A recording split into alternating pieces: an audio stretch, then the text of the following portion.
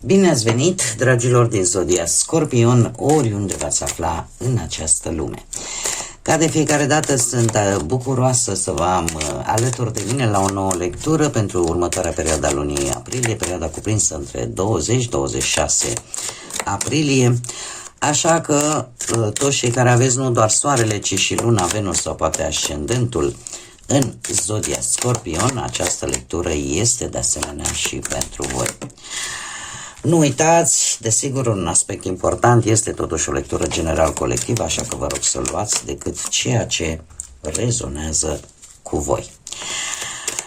Desigur, vreau să le mulțumesc din suflet tuturor celor care sunteți aici, ca întotdeauna, alături de mine, mă susțineți prin intermediul mesajelor, prin intermediul gesturilor de apreciere și gândurilor voastre bune, așa că mii de mulțumiri tuturor. Și celor care sunteți pentru prima oară aici pe canal, le urez bun venit, iar dacă la finalul acestei lecturi simțiți că ați rezonat, că mesajele poate v-au adus un pic de ghidare sau pur și simplu v-au plăcut, vă invit cu mare drag să vă abonați și desigur să susțineți acest canal printr-un simplu like. Cum abonarea cât și like-ul sunt gratuite, unicul lucru necesar este decât dorința și plăcerea fiecăruia dintre voi. Haideți să vedem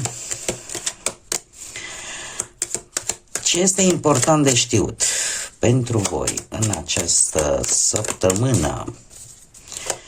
Avem aici logon.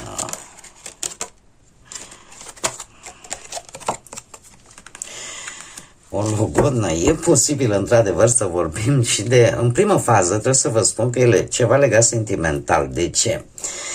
E posibil ca voi să încercați să aveți o legătură destul de serioasă cu cineva, doar că există la mijloc un personaj care vă cam creează îndoială, care vă cam pune pe gânduri. Acum, generalizând, în special pentru pentru domni, da? Pentru voi cei care sunteți de genul masculin. Voi, dragilor,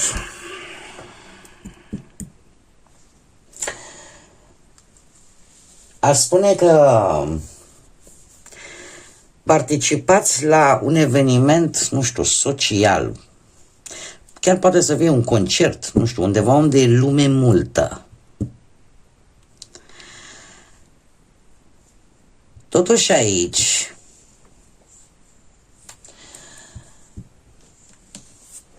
se poate schimba ceva sau puteți afla ceva care să vă creeze o anumită îndoială.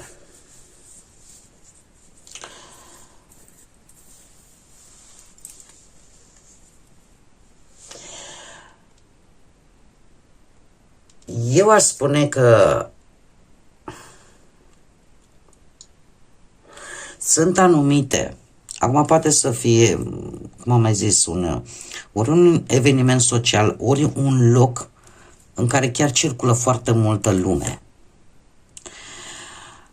În mare parte, acest personaj îmi poate vorbi de bănci și de finanțe și de acele lucruri care te preocupă, care îți pot aduce anumite preocupări.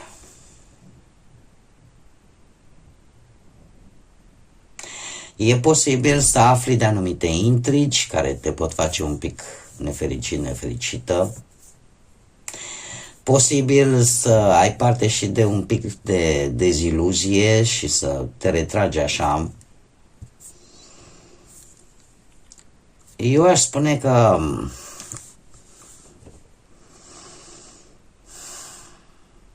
există o contradicție, mai ales pentru bărbați, există o contradicție între voi și o altă energie masculină, care se pare că are și o situație financiară bună, are și poate să fie un șef, poate să fie un rival, poate să fie indiferent cine.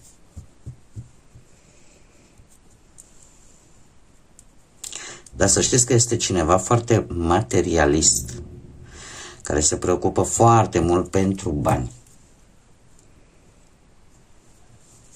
Foarte mult pentru bani. Și voi puteți încerca într-o oarecare măsură, nu știu, să rezolvați o anumită situație legată de acest aspect. Dar să știți că nu mereu lucrurile sunt ceea ce par a fi. E clar că aici apare interacțiunea cu o energie care, nu știu, ori că aveți ceva, ori datorii de plătit pe la bancă, pe la diferite persoane. Haideți să vedem ce ne spune tarotul. Ce vine pentru dragii mei din Scorpion?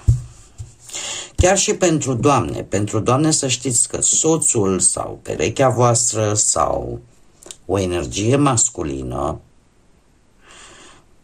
pe unele doamne va încerca oarecum să vă convingă de ceva, că e cu o întâlnire într-un loc public, că e cu o invitație la un eveniment, dar totuși ceva vouă să vă, doamnele, da, o să vă ridice niște semne de întrebare și o să vă facă să fiți destul de prevăzătoare. Dar, așa cum am mai spus, haideți să vedem.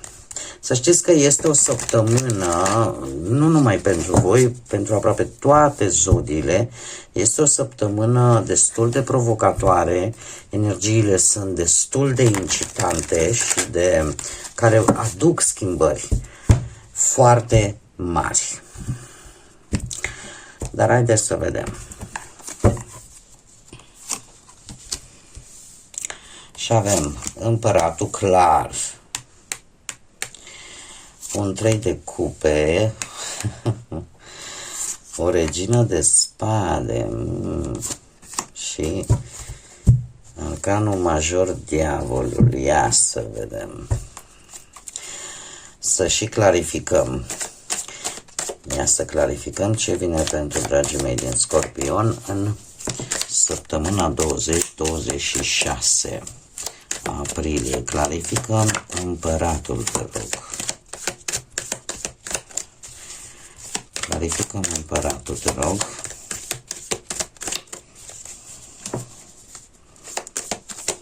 Clarificăm împăratul.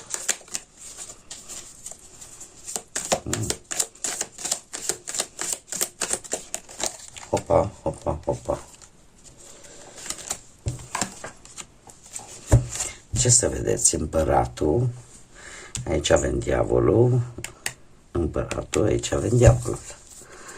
Să știți că lucrurile nu sunt chiar așa cum par a fi. Clarificăm 3 de cupe. Multe. 3 de cupe, te rog.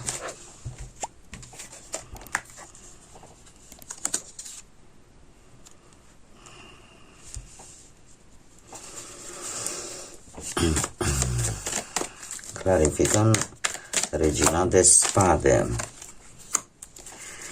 Clarificăm diavolul. Ho, ho, ho, ho, ho, ho. Le lăsăm aici. Și surpriza. Clarificăm surpriza săptămânii. Clarificăm surpriza săptămânii.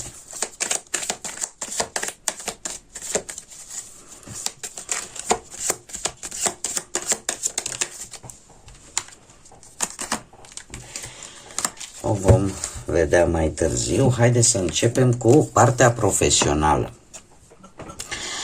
Partea profesională, îmi spune felul următor, avem împăratul, zodia Berbec și diavolul, zodia Capricorn. Da? Dragilor, este o săptămână în care bine ar fi să nu împăcați capra cu varza, să nu amestecați, ca să zic așa, utilul cu plăcutul. De ce? Pentru că avem aici împăratul, care poate reprezenta foarte bine un șef foarte autoritar, foarte, cum să spun eu, axat pe ordine, pe autoritate, pe disciplină. Lucrurile trebuie să fie făcute foarte bine, foarte responsabil, da? Cei care poate aveți și un ascendent în berbec, e o săptămână în care poate chiar să vi se dea conducerea unui anumit proiect sau unei anumite echipe sau să organizați voi sarcinile pe la muncă pe acolo sau colegii sau voi să stabiliți anumiți termeni clar, da? Cert este că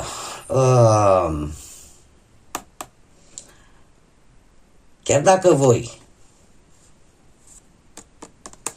într-un fel sau altul sunt anumite așteptări din partea voastră la locul de muncă. E posibil ca un șef să devină prea autoritar, prea rigid și uneori regulile pe care le impune sau obiectivele pe care le are sunt depășite, sunt prea mari sau prea multe pentru cât s-ar putea suporta. Iar acest arcan major, diavolul confirmă cumva acest lucru. De ce? Pentru că voi rămâneți în locul ăsta de muncă decât pentru bani. Chiar dacă nu vă place atitudinea sau atmosfera de la locul de muncă. De asta spun pentru unii dintre voi, nu amestecați utilul cu plăcutul pentru că s-ar putea să aveți probleme cu relații de altă natură pe la locul de muncă sau să aveți grijă care vă trage de limbă, să zicem așa. Dar, per general, să știți că pot apărea mici conflicte la locul de muncă, mici rivalități între colegi.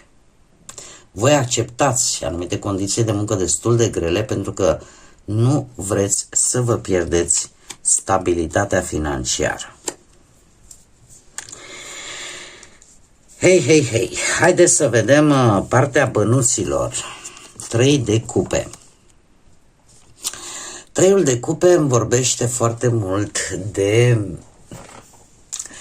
posibile câștiguri, nu știu, poate legate de cu tot felul de colaborări sau de niște activități sociale, de evenimente, da, care să genereze anumite venituri sau niște bani pe care îi obțineți cumva la comun, care pe urmă se împart.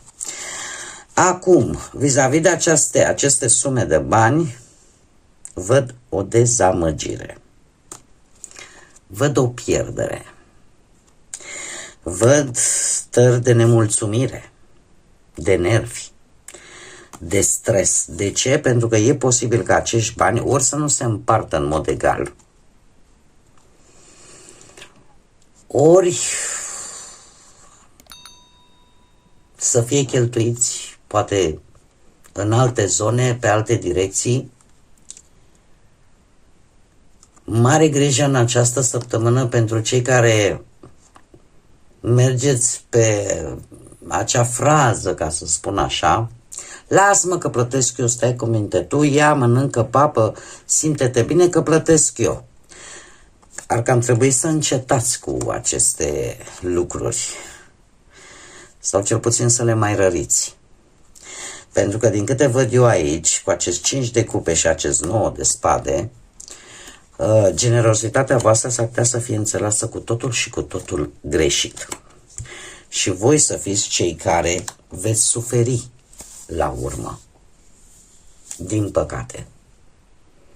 Pentru că pot să apară posibile pierderi, pot să apară tot felul de cheltuieli neașteptate care sau investiții care să nu vă aducă profit sau pur și simplu bani pierduți.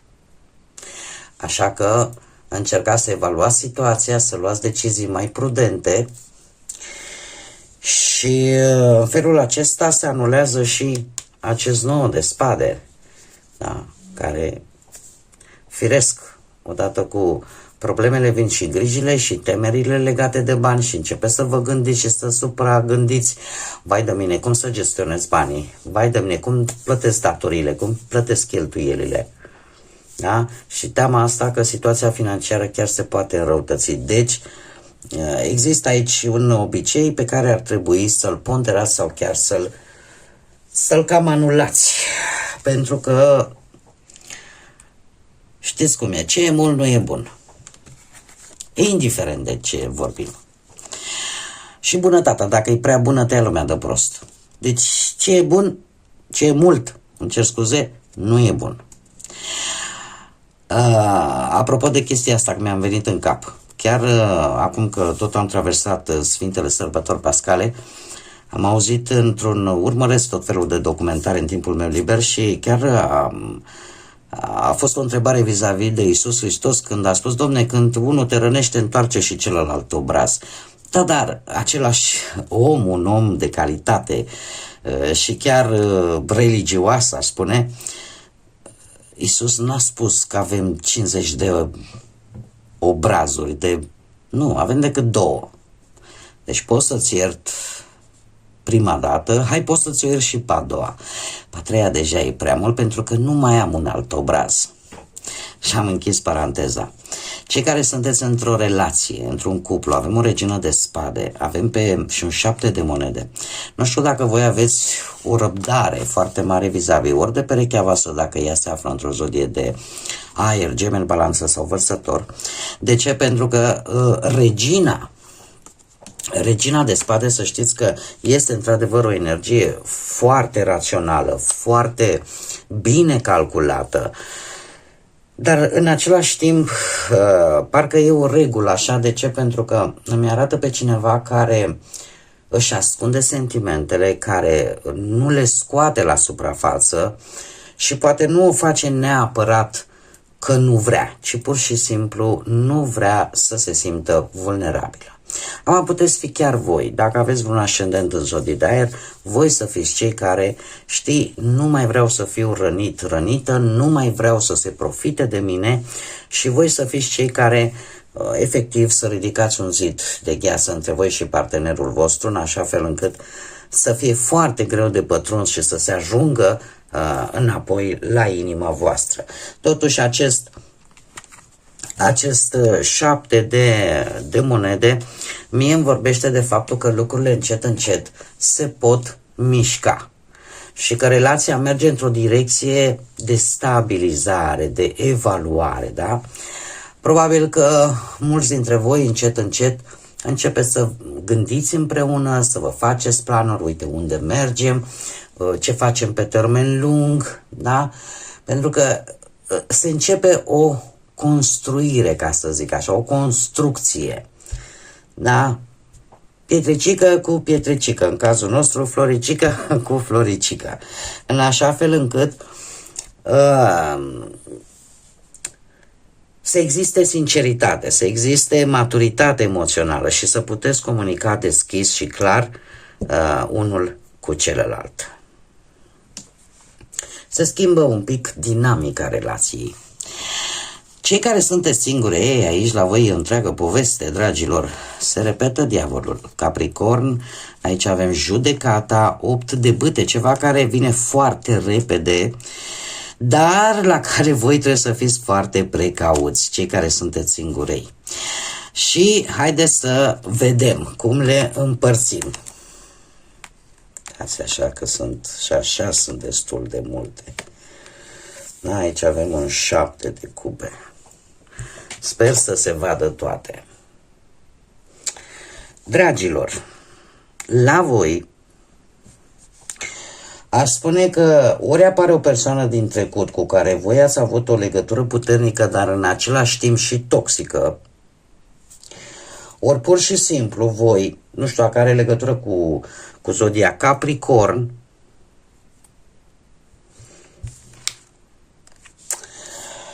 dar voi vă dați seama de un tipar și vă dați seama, dom'le, de ce atrag genul ăsta de oameni.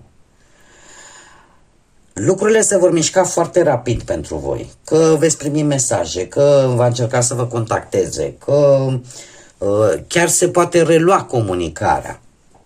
Totuși apare confuzia, după cum bine vedem, apare confuzia. Și eu ce fac? Ce aleg? Ce este real? Ce simt de fapt pentru persoana asta?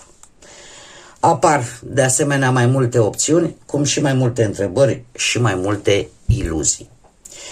Treiul de bâte, aș zice că totuși în interiorul vostru simțiți nevoia de ceva nou. Simțiți nevoia de ceva nou și totuși sunteți într-o postură ușor de așteptare. Să vedeți, mă deschid, fac pasul, nu-l fac pasul, dar voi, ca să zic așa, un procent, sunteți cam 50-50. Ies din zona de confort, ce fac? Mă întorc înapoi în trecut sau încep ceva nou? Pe scurt, aș spune că există atracție puternică.